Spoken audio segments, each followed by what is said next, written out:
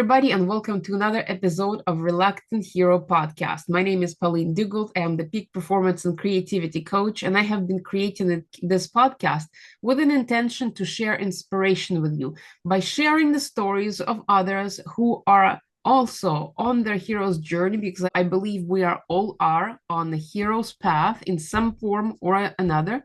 And we go through challenges and difficulties. And by hearing the stories of those who have been there before and how they have overcome their challenges, how they have overcome their reluctance, we can get inspired and push through to another level. So that's my intention for this podcast.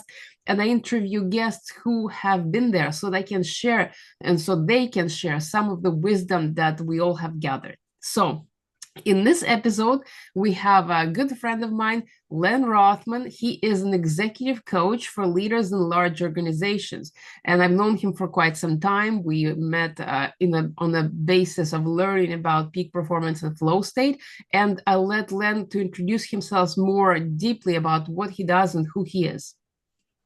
Thank you, Pauline. Good to be with you today.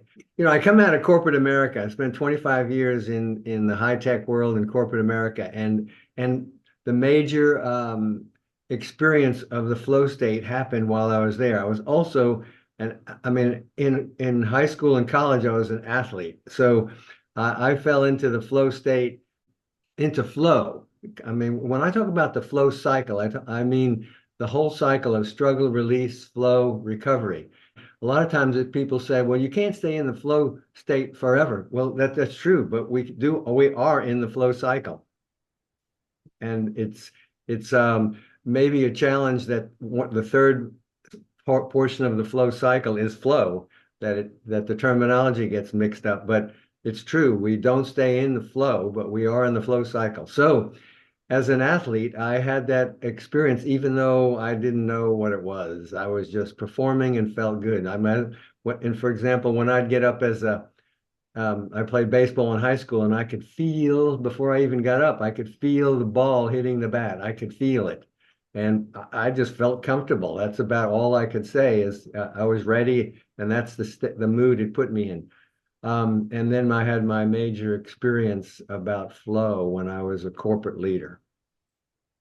Wow, that is fascinating. And what you just said about the baseball reminds me of the calculations, the actual physics and mathematics of it as it pertains to the plane of the game.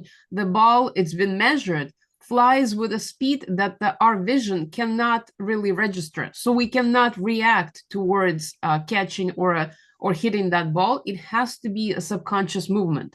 It has to be a movement that actually predicts to some extent and goes against the conscious movements that we usually do. So that is the very interesting point. And I love how we started right from the flow state cycle, because that is the subject so dear to my heart. I love talking about the flow state. And somebody once told me that flow is like a flower. And if you think about it, the flower is very fragile. It exists for only a couple of days and then it wanes. But the result of flower is the fruit. And the result of flow is some kind of result. So we're all on this journey towards getting to that flow state, but the actual result is what we really want. Yeah.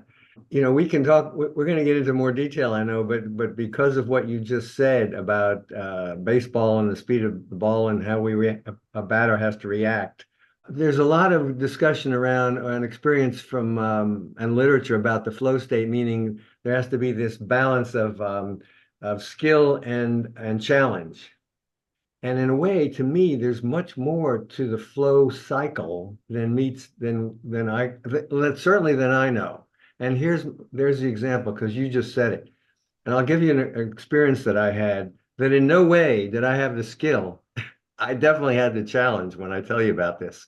So I'm in my room doing a webinar, about to do a webinar, worldwide webinar, and I'm in Atlanta. And I hear this, I'm on a dead end street, and I hear this commotion that sounds like police. I get interested, I walk out, I have to walk up my driveway to get to the street. And there are some cop cars at the dead end. I turn around to just walk back to my house, and there's a dog just charging me. And I can say this now, but I got down on one knee, and the dog was probably 40, 50 yards away. I got down on one knee, and what came to me was put my hands out. I could see his collar, which really isn't realistic at that kind of distance. And I'm going to lock my fingers into his collar to keep him away from me.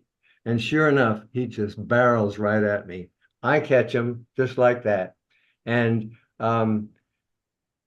and we tussled for a while, and police were there. And luckily, without me knowing what was going on, they pulled the dog off because it was a police dog. It was a Belgian Malinois. So he did bite me because I wasn't prepared for how flexible his neck was. He bit me in the forearm. More police come because they're chasing some guy who stole a car. Then I go up back into my house with one of the police guys because I got to tell the people in the webinar that I'm not going to do the webinar today, and they understand that I'm carrying on this conversation. I come down, there's an ambulance there. I sit down on the edge of the ambulance. The next thing I know, I wake up in the ambulance because I had passed out, and they're checking my heartbeat and my pressure, and I come right back to normal as soon as I wake up. He said, "How you doing?" I said, "Fine."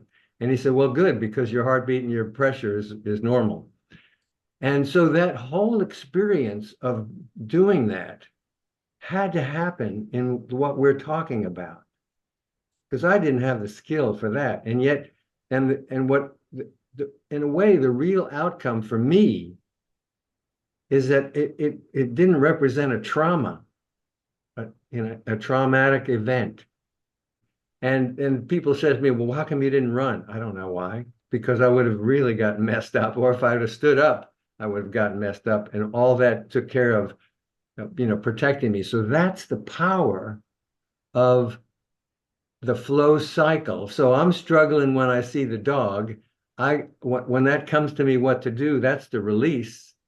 I'm in the flow the entire time that dog is on me, which could have been 20 or 30 seconds max. And then the release is the ambulance ride, whatever, when I wake up.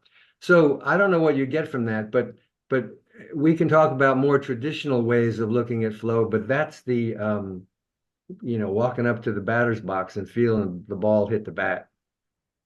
That is an incredible story.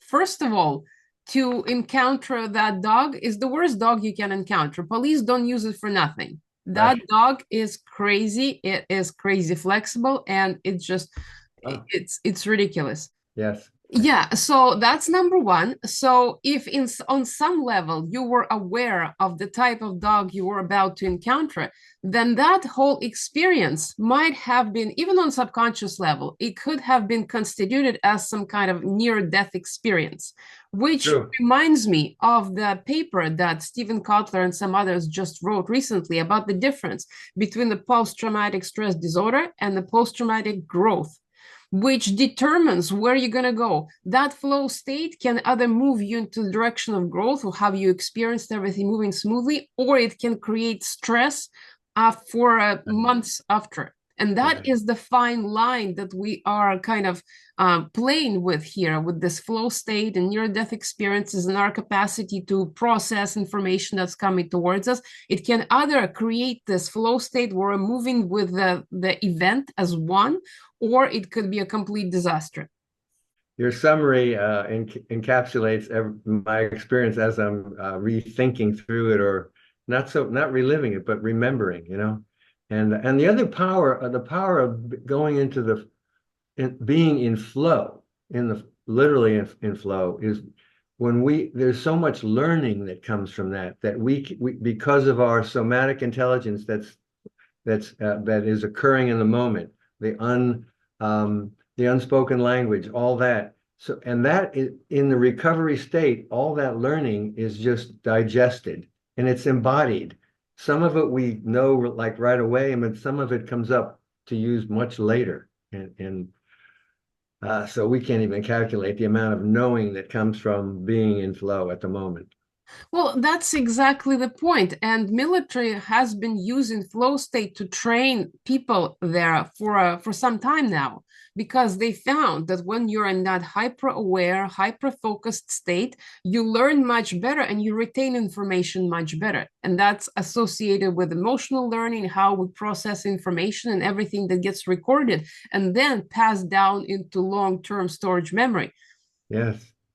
So I'm coaching a lot of generals in the Air Force right now, and a number of them are pilots. And when I talk about their experience as a pilot, and we talk about the flow cycle as part of the training, like I mentioned, the coaching. They talk about being one with the plane. There's no question. And one of the things they do that's so important is, when they're getting ready for a mission, they're in the struggle, get ready, take off, they don't know, and all of a sudden they become one with the plane. But when they get back, they go through what they call a hot wash, which is a debrief. And that is talking about the entire mission and what and that, besides setting them up for future missions and what to do for whatever the conflict is that's going on at the moment, it also sets them up for the future of the learning that they need to continue to increase their mastery of being a pilot. Yeah. Absolutely. And So, that has actually been illustrated in the latest movie Maverick, where Tom yeah. Cruise says you can't be thinking when you are in a plane. You have to stop thinking. And along those lines, I have personally experienced it just recently. I started taking a gymnastics class Oh, for yeah. adults. I've never done gymnastics before. I did dance, and so I've been always keeping up fitness, but I never tried gymnastics before, but it came naturally to me, and so I'm doing well. But one of the things I realized so clearly is that performing any of those gymnastics act, I cannot be thinking about it. Yeah. Even though I've never done it before, I still cannot be. It's like trying to think how to walk. You just fall on your face. So the thinking brain has to be turned off almost consciously in order to perform some kind of movement that I've never even done before. And you, I know you've been a gymnast, so you probably have another perspective on that as well. Yeah, that's true. I mean, before I knew about anything about flow, I happened to have read a book called Psycho-Cybernetics, and one of the things in the book that really struck me, this book has a lot of good stuff in it, but one of the things was an experiment that was done with a group of basketball people shooting baskets. One group, three groups. One group shot basketball. One group pictured shooting it, and the other one did nothing. And it turns out that the ones that did it and imaged it were very close in their improvement, whereas the other group didn't improve. So I started doing the imaging of going through my routine that we see on TV. If you watch any of it, the head nodding and as they move through. So and it made all the difference in the world. So, and that's part of this. That is the somatic experience the somatic intelligence that we can develop.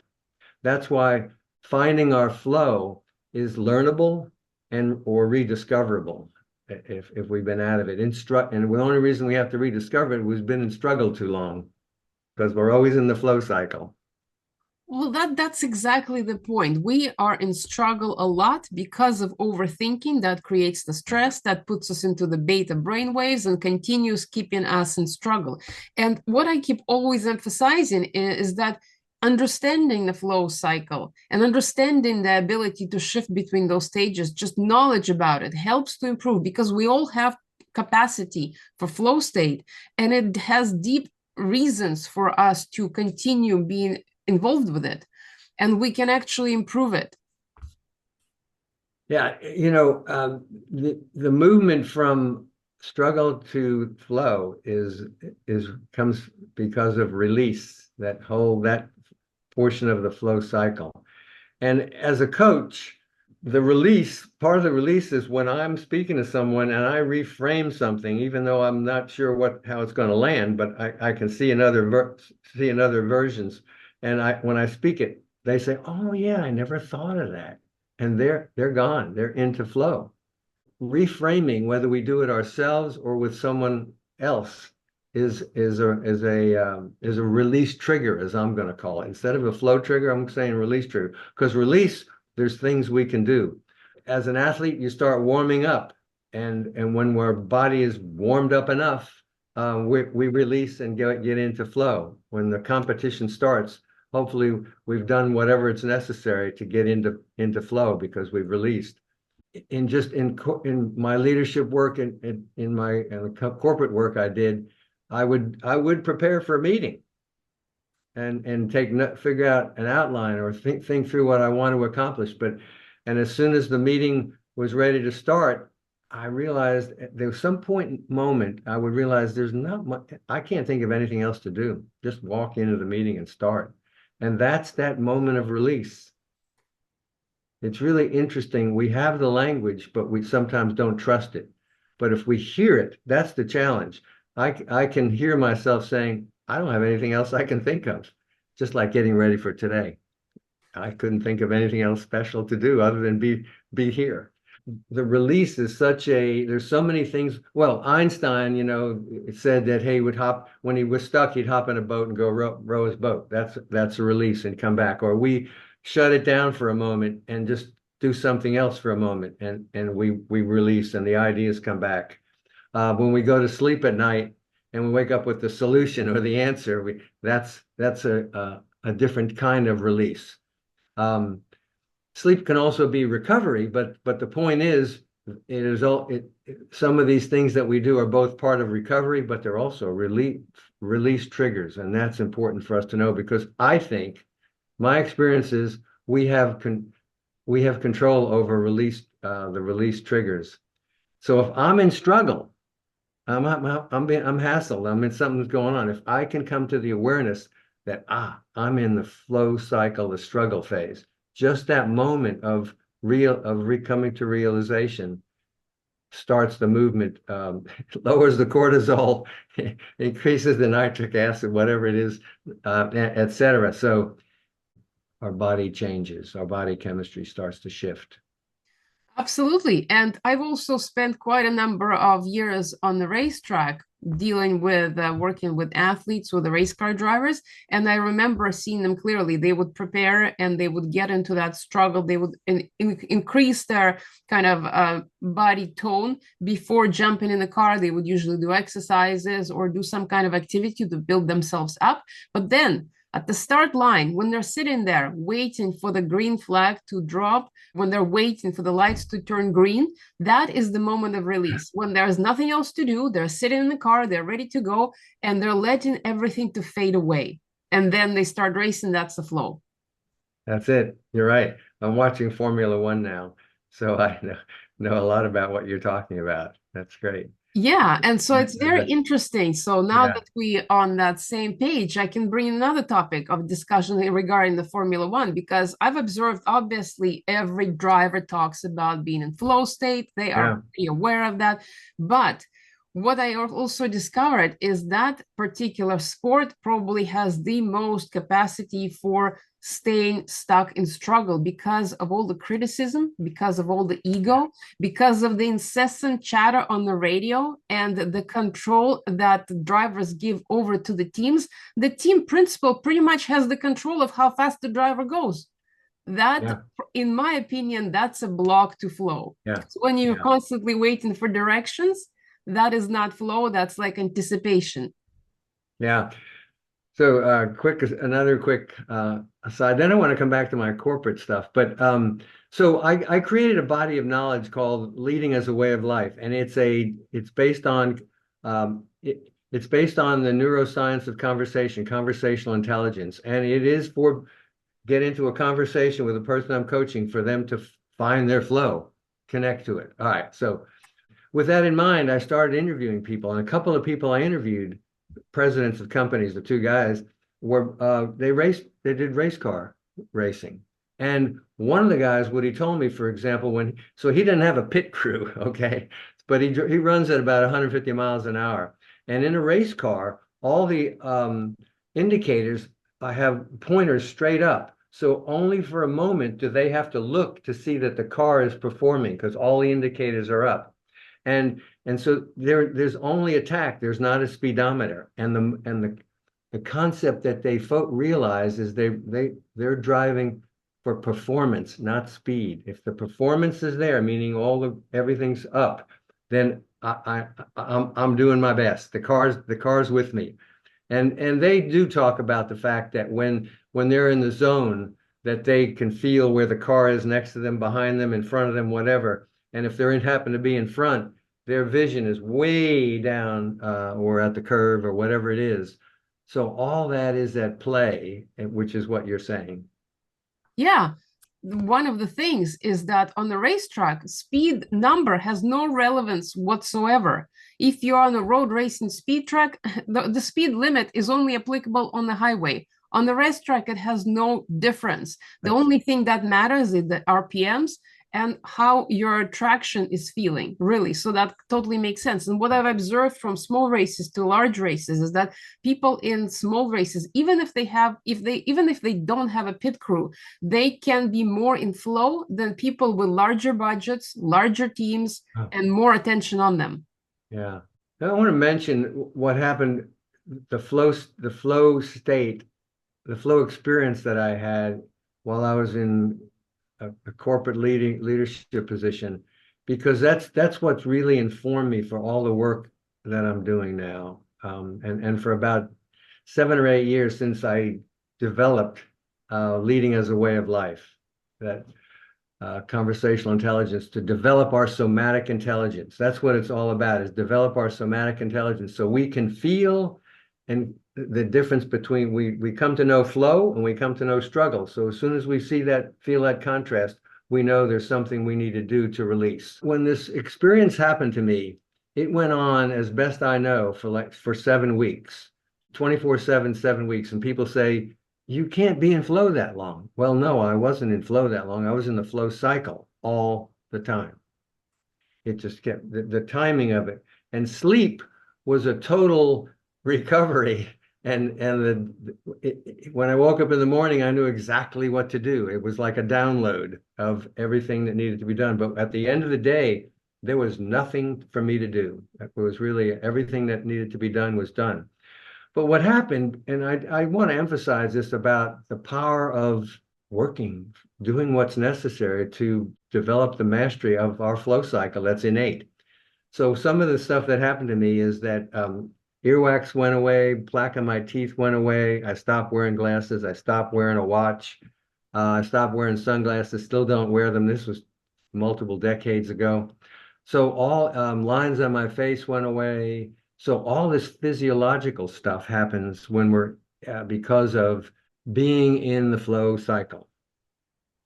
So there's a lot of potential for personal gain over it, but at the same time, and you and I talked briefly about this last time, I was at a very high level in the organization, right? So 5 levels between me and the Fortune 500 companies.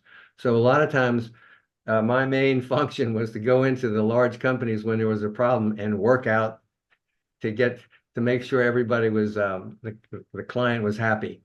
And so I would go into these intense situations, never knowing who the people were.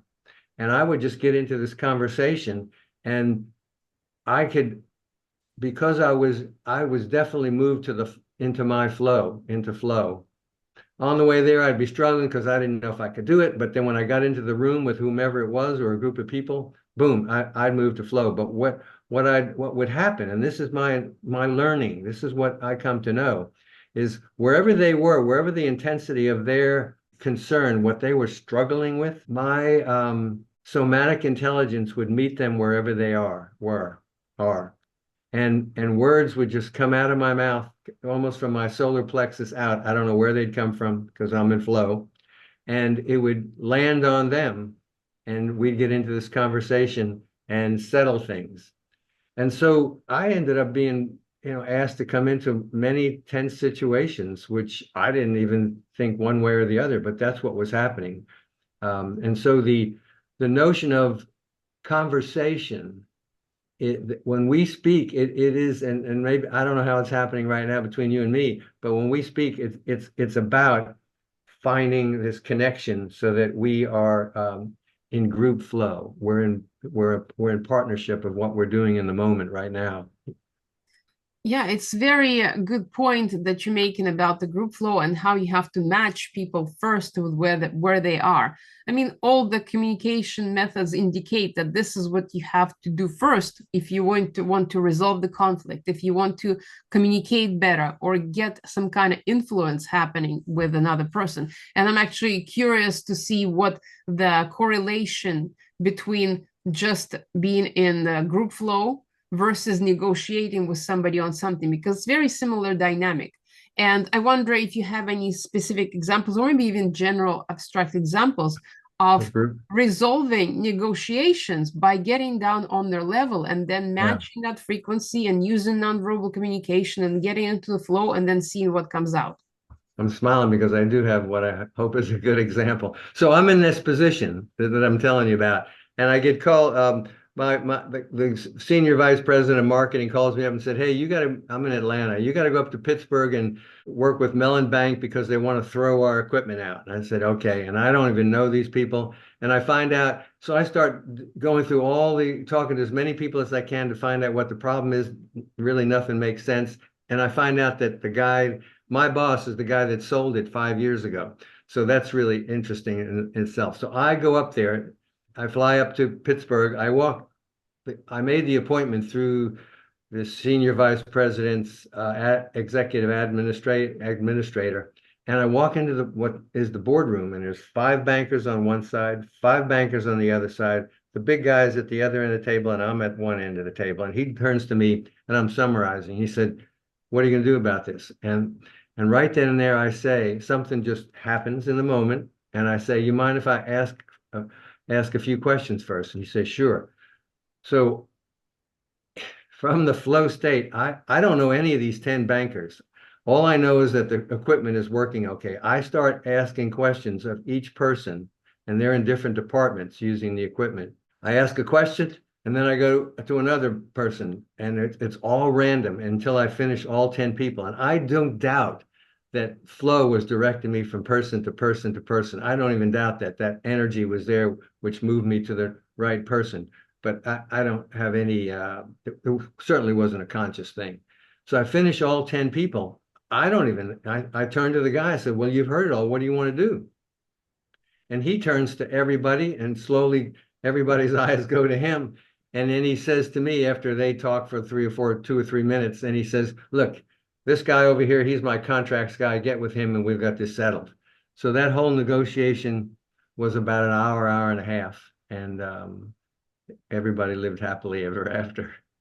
That is an awesome story. And it also illustrates to me the power of really being on the same page and the same frequency with everybody else. And that seems to be 80% of the challenge. Yeah, in group flow, what happened, I mean, to me, what I can know because of what I know about group flow is that as I went from person to person to person, that process was creating synergy amongst everybody so that they could all feel comfortable, knowing that they were getting what they needed from this equipment we had, and they really didn't have anything to worry about with their boss because and their boss got the message, so to speak.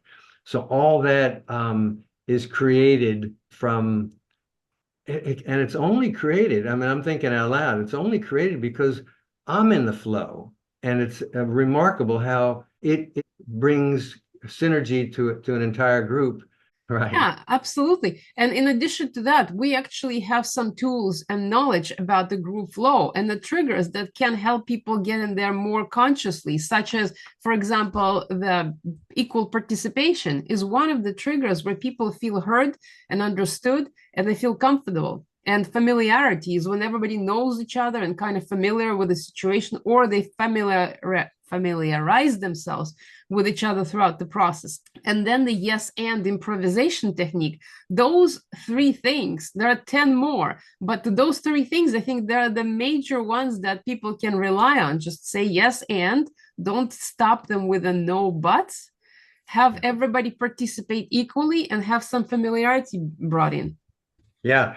What's interesting is at the time that this was happening, I was literally taking courses that led to a master's in organizational development. But I didn't have the courses yet when this happened, but I was in it. So I know what you mean. And so I was doing all the things they teach in organizational development. And so everybody had group participation. I didn't say, what do you mean? Or, that can't be. All I did was the inclusion part, and they spoke about their experience. So I didn't get in the way of, there was no judgment on my part. And that's a very important part. When there's a lack of agenda in the question we ask, it creates trust. And from that trust, we can start to get group synergy. Yeah, yeah, trust is huge. And especially now in this day and age where everything is changing, people don't trust each other, they don't trust the government, they don't trust themselves. Building that trust in teams is can put them on a different level. Like that really can make changes happen. Yeah. What you reminded me of to say is that one of the things that I've just come across really in the last year, I've been talking about the flow cycle, and most of the time we're talking about something that's complex, and you can't put a framework to something that's complex. But the flow cycle really has some magic in it to me. Anyway, where I'm going is that when I'm talking to someone and we're talking about the flow cycle and relating it to their aspiration of their job, I say, well, what if when you're in struggle, you're in the flow cycle? And what's come out of that conversation every time is, yeah, that's like a release. Oh, I can relax when I'm struggling. And if I'm in the flow cycle. So what I can control now is go for a walk or reframe or forget about it because it's not a life and death situation. Those things are release, and we come back and start working again. It's just the trust that I'm living in the flow cycle, that it's not outside of me, not Yeah. something that's happened to me, this struggle, but I'm in the flow cycle. Therefore, there's something I can do. Yeah.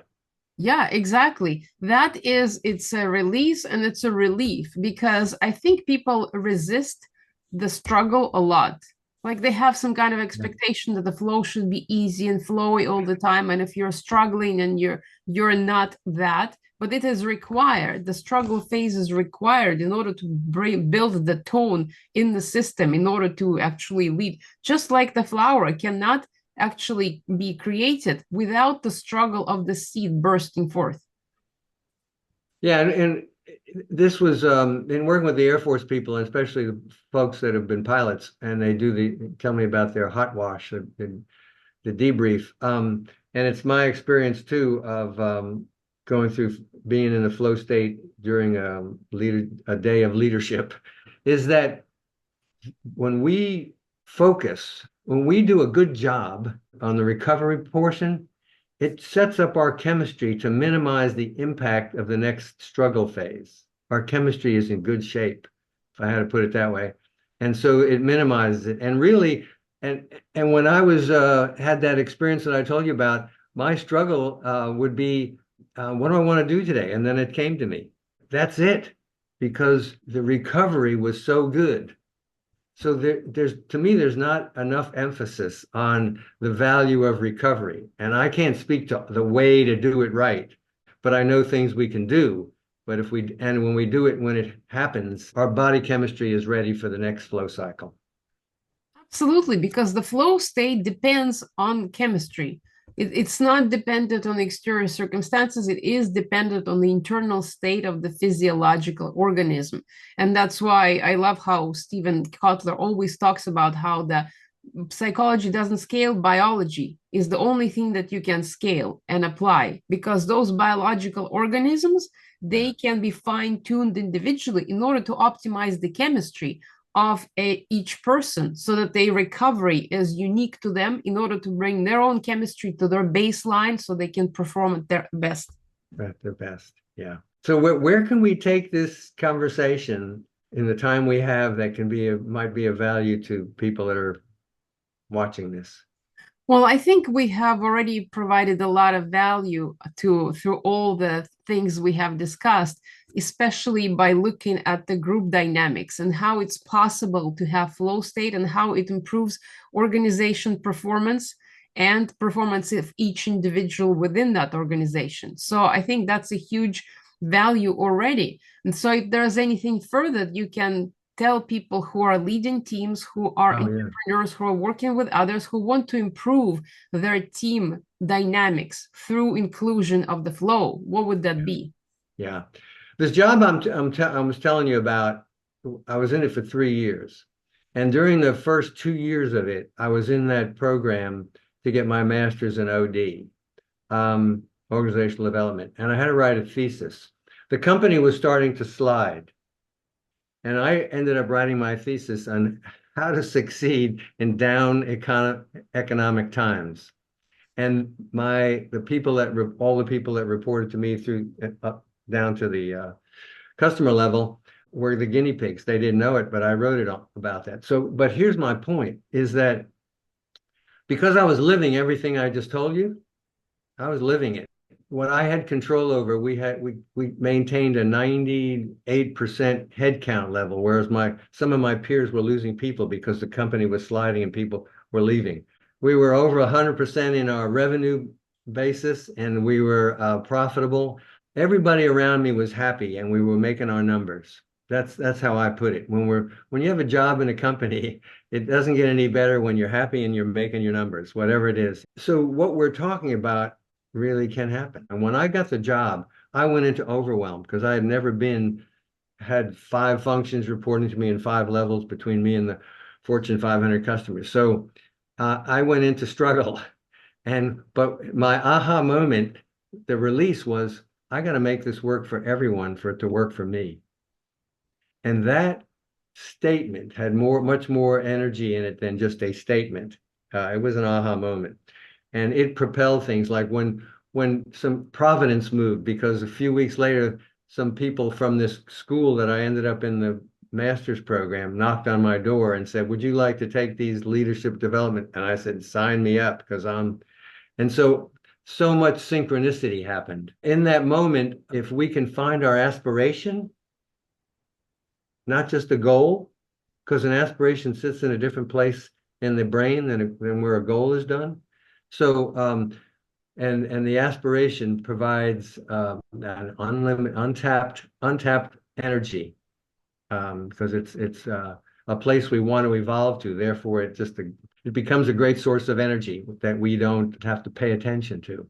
So that's what made the difference. It's the same thing as the dog coming at me, and it just gets set up. You just move to that. So you have control over what happened, like you said about what Stephen Kotler said. It's the same analogy, whether it be life and death, so seemingly, versus just succeeding in my job. Yeah, absolutely. And I always see aspiration and intention as two sides of the same coin. So when you have an intention for something and or aspiration, it lifts you up. It Yeah, makes you look past the corner. If you're racing a car, you want to see past the corner. If you are doing a gymnastics move, you want to see at the final result of it. So that allows you to look ahead and has this bigger vision opportunity. And that is really, a lot of people have spoken about how shifting the focus from yourself to others allows yeah, you to perform much better in public speaking or a team negotiations or whatever it is that you're doing. So that can actually get you out of struggle into release by focusing, by taking the focus off of yourself, yeah. away from your ego and onto the bigger goal, bigger aspiration and intention. Yes. And I mean, it's words that we've heard a lot, but when our intention or aspiration and it's embodied, we don't have control of it. It's just embodied. It becomes who we are. Then all just what you said is what happens. Yeah. Yeah, then we operate in a different level. When it becomes part of our biology, part of our DNA makeup, Mm-hmm. there's no way to separate our intention or aspiration from who we are, from our personality. And it's Mm-hmm. almost like connection to the higher self, higher version of yourself. And that is what we are all on this journey towards becoming our better version of ourselves. Yeah. And again, I come back to the basic point of because the flow cycle is that this capacity we're talking about is innate. So therefore it's learnable and it's rediscoverable, and it's learnable by developing our somatic intelligence, which is innate in us. Yeah. Yeah, absolutely. Well, this was an amazing conversation, and we could continue it for hours more. But in terms of this episode, I usually like to keep them within an hour. And so, where can people find more about you? I'm on LinkedIn, Leonard Rothman. It's Leonard, full name, and that's the probably the best place. Or I mean, I can give you my email address. People want to. I can post the links in the description Yeah, below so that if yeah, people want to find more about what you do, then they can do that. And there's, of course, a lot more books now written about flow state, organizational dynamics, group yeah. flow, group challenges. So if people want to learn more, they can do that. And this was amazing. We covered a lot of area. So hopefully listeners got a lot of value out of this and a lot of actionable steps to take with your team or just even with yourself. Yeah, the body of work that I have that I mentioned, leading as a way of life, is a 12-week conversational process. It's a coaching relationship, and it's all designed for people to find their flow and find meaning and purpose. That's where it kind of ends. We do find it. What comes out of that is we find meaning and purpose, which the kind of stuff we haven't mentioned before. But anyhow, the leading as a way of life is exists, and that's what I work from, and it's about a 12-week process. Amazing. Yes, finding the purpose in life is something that all of us want.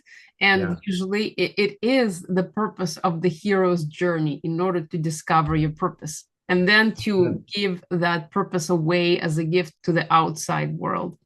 So thank you very much, Len, for being with us. And thank you for our listeners and those who are watching this. And we appreciate your attention. And thank you very much. And we'll see you next time.